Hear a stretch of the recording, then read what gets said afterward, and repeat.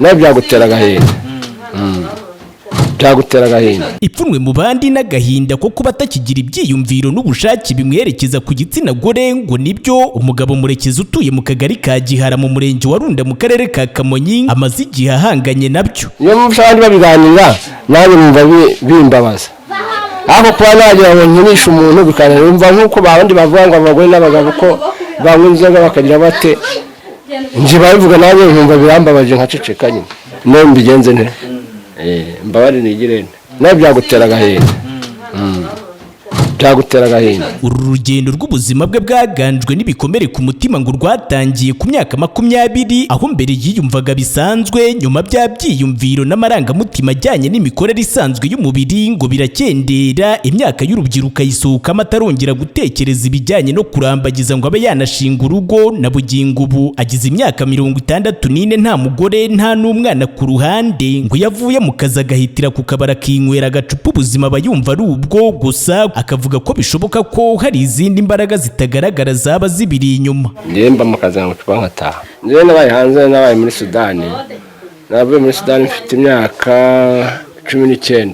Kuva na bose nashaka umugore. Gukunda abagore byahise byanga. Cyabara kurusa. Nyine vuga bishumva nawe. Ndi Sudani byarakunda ariko nyine mu Rwanda biranga.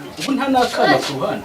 Ntakirisha umugore ngo yatekereje ko hari igihe azaba atakiriho mu mutwe hazamo inkuru zizasigara imusozi n'uburyo azaherekezwamo yitwa umusore kandi ashesha akanguhe. Nanjye bintera ikibazo cyo kuba nta mwana afite nta mwuzukuru.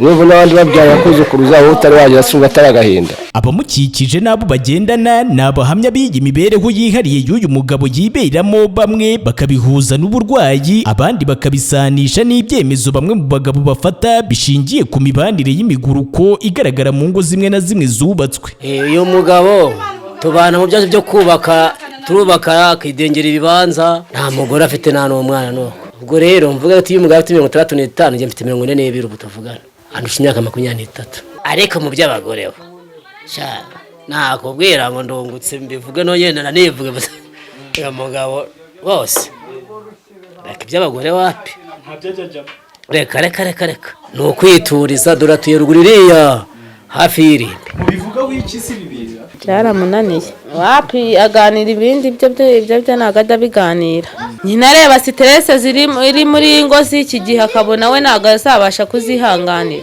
agahitamo kwibera wenyine buriya nyine ni ikiremba. Inzobere mu by'ubuzima bw'imyororokere zivuga ko gutakaza ubushake cyangwa ibyiyumviro byo gukora imibonano mpuzabitsina bishobora guterwa n'impamvu nyinshi zitandukanye gusa ibi ngo ntibyafatwaho umwanzuro hatabanje gukorwa isuzuma. Uyu mugabo Murekezi ubu yizereye mu bitangaza gusa naho kubwe we ngo bisa naho byarangiye. Numva ni ubufuzi Imana nyine.